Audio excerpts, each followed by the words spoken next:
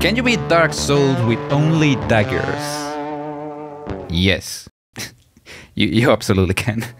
I'm not the first nor the last person to make a video like this, but I just felt like playing Dark Souls, sue me, and I also just wanted to try this challenge for myself. Oh, and if you want to watch kind of a similar challenge in a totally different game, you can watch my Can You Beat Dishonored with Only Swords video. I called it a sword in that video, but it's actually kind of a long knife. If you're interested, something should appear around here. Okay, enough shameless self-promotion. So, if you haven't clicked off yet, let's go. Dark Souls requires no introduction. Legendary? Sure. Kind of jank? Sure. And the rules are pretty simple for once. The only weapons I'm allowed to use have to belong to the Dagger class. Everything else is banned. Daggers are generally fast and consume relatively low stamina, but the damage is not great. So, we started our journey by creating our character. The Thief is the only class that starts with a dagger. I'll get into detail about this later, but what a dagger. The starting item isn't important here, so I chose the Old Witch's Ring, basically because I hate myself. Emotional, damn it! Some waifu features here and there, and here we go. The Undead Asylum was pretty standard. Escape the cell, run up, run away from the big bone demon, talk to Oscar, and get the gear.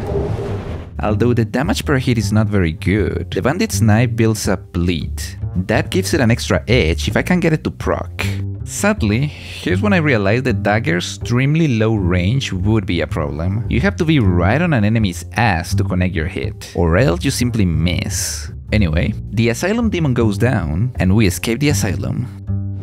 Once in Firelink, I went into a bit of a collectathon. I got everything in Firelink. I got the Firekeeper Soul in New Londo. One of the advantages of the Thief class is that you automatically start with the Master Key, which allowed me to get to the Valley of the Drakes and use the shortcut to get to the Grass Crest Shield, which boosts stamina regeneration. But that's when it hit me. Shields are not daggers, so even though I technically will not use it, I will just have it on my back for the stamina regen, I still decided not to equip it. After all that, I finally went into the Undead perk, where I got another Firekeeper Soul. I discovered that the normal dagger is significantly worse than the bandit's knife. The base damage is actually supposed to be the same, but it doesn't build up bleed, and the critical multiplier is also lower. Well, that was a ripoff. I paid Havel a visit and took his ring. I fought the Taurus demon, who wasn't a problem at all. I met the OG Sombro, because why not? After my little collectathon on the Taurus demon, I had enough souls to upgrade the bandit's knife to +5. And I used that to fight the gargoyles, who killed me a couple of times, but overall were pretty manageable. One bell down, one to go. I don't know why I decided it was a good idea to fight the butterfly at this point, but that's what I did. It was so tedious. I couldn't kill it quickly, so I had to exercise my patience a lot during this fight. Dodge, wait, dodge, wait, dodge, wait, attack, wait, dodge, wait, until it finally went down. Back in Firelink, I went to see Lautrec, who was about to have a bit of a workplace-related accident. Oh god, how cool this happened! Oh well. I actually don't care that much about his ring. I just wanted to keep Anastasia safe. There, he cannot harm you now. After that I went to fight the Capra demon, who was surprisingly easy. I don't know if I'm bullshitting myself, but I felt like the mobility you have with the dagger is actually very good for this fight. I also cheesed the dogs in the arena, because that is morally and categorically the right thing to do. I went into the depths to get a couple of things. First, the large ember, and second, Laurentius. He isn't essential or anything, I just wanted to save him. Thank you. Somebody, anybody, help me. Unlock the door. Damn, I'm finished. How did this ever happen? You can manage on your own, you're a big boy. See ya. And after that, I just made like a tree and left. Wait, what? I used a shortcut to get to Blighttown, and farmed the slugs to get large titanite shards. I gave the large ember to Andre, and got the bandit's knife all the way to +10, which means it's time to fight Quelaag. Wait, what? Was she always a brunette? In my head, she was always a redhead. Oh god, way to expose myself. With Quelaag living lava, with Quelaag living lava, with Quelaag living lava, with Quelaag living lava, with Quelaag living lava everywhere, just like the butterfly, she required a bit of patience. But overall, it was not a very difficult fight. And with that, we got the second bell. I went to see the fair lady. Quelaag, my dear sister. Yeah, Quelaag, right. See ya? And just because I could, I went to see Ceaseless, who is a complete joke if you know the cheese. Oh my god, I'm also killing her brother. What a way to make me feel like a monster game. Sans Fortress was easy. I just ran and ignored pretty much everything and everyone until I reached the top. With the exception of the giant that throws bombs at you. He does need to go. Sorry. The Iron Golem required some convincing, but with enough effort, he jumped off the cliff. And with that, we reach an Orlando. And immediately realize I forgot the doll.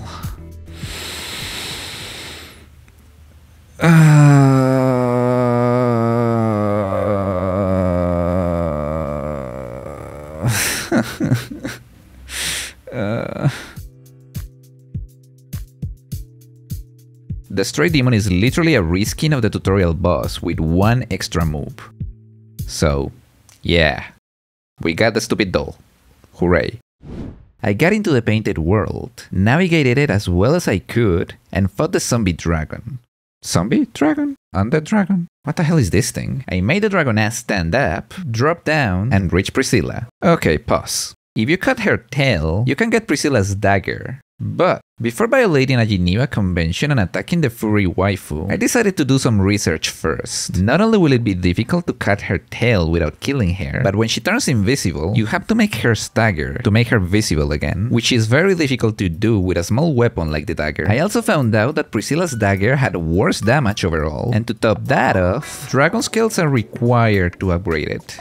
So, yep, I decided it was not worth it and left. The furry shall live another day.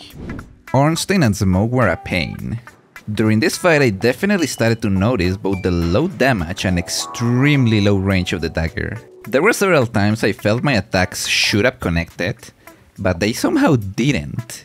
And as per usual, I made it worse for myself. I spent way too much time trying to get Ornstein first, until I finally realized getting Smoke first was definitely the way to go. And yes, after that you have to deal with Super Ornstein, but at least to me, that was much easier to do. Little by little, tiny slash by tiny slash, I chipped away at his health until he was down.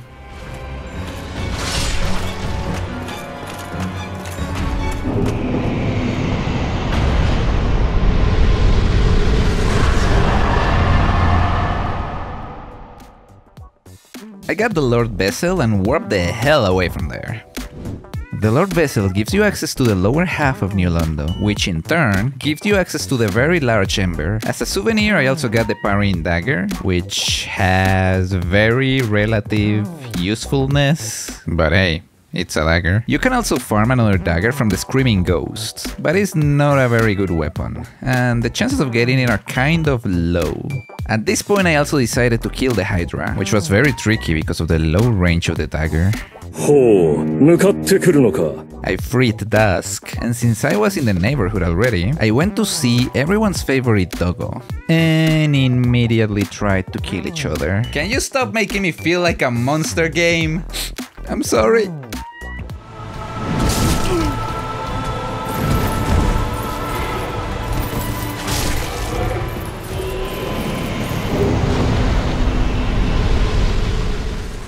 I went to the Duke's Archives next. I got the broken pendant in the way and pushed forward until the mandatory death. To add insult to injury, this mother profanator cursed me. No. So I had to escape his little prison and the library with just half my health.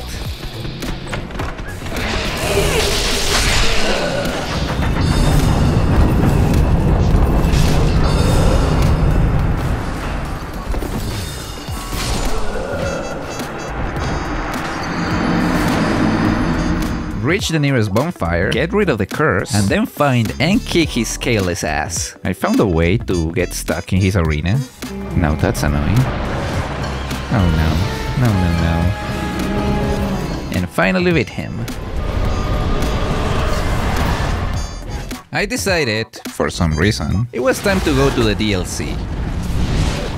The Sanctuary Guardian was actually very kind, and although it was close, I got him first try. But then, it all came crashing down. Artorias of the Abyss, a hero of legends, unchallenged with a great sword. And easily the boss who killed me the most in this run. And as per usual, I made it a bit more difficult for myself. I don't know what possessed me to go to the DLC without a fully upgraded weapon. I think I had it at like plus 12 by this point, which wasn't ideal. I tried and had to run back to his arena over and over again. I tried different armors, experimented a little bit, changed the rings, and then I just came back to the same build I had before. I tried to reason with him. I know I killed your dog, but can we talk about this?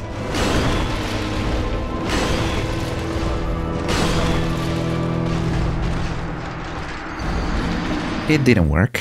And after many attempts, I finally took him down. This was an exciting moment for me because I finally will get a new weapon. After beating Artorias, you can talk to Kieran, who, in exchange for Artorias' soul, gives you the golden and the silver tracer. Well, don't get too excited yet. The golden tracer is actually a short sword, for some stupid reason, so it's banned. However, the silver tracer is a dagger, so I can use it. I worked back and finally decided to farm and upgrade the bandit's knife and the silver tracer to their max, and found out the bandit's knife was still better. The numbers don't lie. Even though the silver tracer has better scaling, the bandit's knife had much higher base damage, giving it higher damage even after reaching the soft cap. In case you're unaware, after reaching level 40, most stats start to get diminishing returns. The only situation in which the silver tracer was better was for critical hits like backstabs and riposte. But for fighting most bosses, the bandit's knife, at least purely in terms of damage, was flat out better. So that basically means the Thief class starts with the best dagger in the game. Fuck! However, the silver tracer is a bit longer, giving it a bit more range. I actually don't know if this was a placebo, or if it really has a slightly longer hitbox, but at least I felt I missed fewer hits when using it. So despite technically being worse, it was preferable to use the silver tracer against certain enemies, because higher damage is meaningless if you cannot connect the hits. Anyway, I continued through Ulasil, got the silver pendant, and threw myself against Manus. Surprisingly to me, he wasn't that bad. With the pendant and a little bit of patience, I got him pretty quickly. He had this one attack that I can't for the life of me dodge consistently. He gets me at least half of the times with it, but the rest wasn't so bad. And with Manus down, the fight that I had been dreading since I started this challenge, Calamit. He went down in 2 tries. I had been worrying about that fight for a while, but it went down pretty smoothly. Not bad, especially after not having played this game for like 2 years. With Calamit down, the DLC was over. Yeah. Returning to the hunt for big souls, we had to go to Isolate. And to get to Isolate, we had to go through the second reskin and descend a bit. Both of them went down in the first try. Bed of Chaos herself was... Bed of Chaos.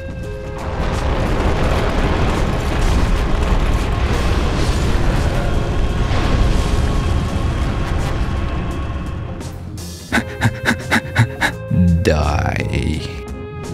For Nito, I did some preparations. I traded a school lantern for the fog ring with the crow, and got the slumbering dragon crest ring from Sense Fortress. One ring makes you harder to see, and the other one makes you harder to hear. This is to avoid aggroing the skeletons in Nito's arena. Nito himself also went down first try. Well, technically a second try, but that doesn't count.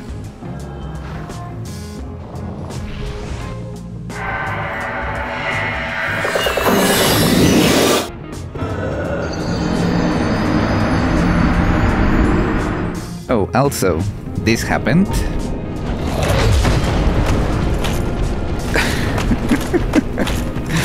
That's cool. If we think about it, throwing knives are just tiny daggers you can throw, right? Oh well. Gwyndolin was... Gwyndolin. Come back here, you little coward. Oh, heretic, swathed in dark, an eternal curse upon thee. The 4 kings were pretty tight. The next king will always show up just a moment before I could kill the current one, but it never really became a problem. With the very clear exception of Artorias, the second part of the game was actually very manageable. Never underestimate that bit of self-confidence that beating the DLC gives you. And finally, the Lord of Cinder himself, Gwyn. In this fight I finally could make the parry in Dagger shine. At least a little bit. In hindsight, I could have also used the Hornet Ring, but oh well, live and learn. And with Gwyn down, we link the fire and finish our journey.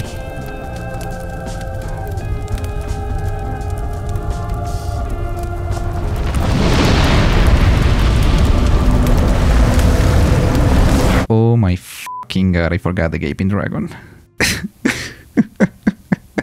Whoops. So, can you beat Dark Souls with only daggers? Yes, you can. And besides some of the key bosses, it's actually not that bad. Again, I already knew it going in, but it was really fun to actually do it myself. It feels really nice to be able to say, hey, I did that. You know, if you like this mess of a video, like and subscribe. If you're interested in another dumb challenge, there should be one on the screen right now. And if you have ideas for future challenges, please leave them in the comments. Also, comment. No, seriously. Leave a comment. What did you like? What did you not like? What could be better? How could it be better? Let me know your thoughts. Thanks for watching.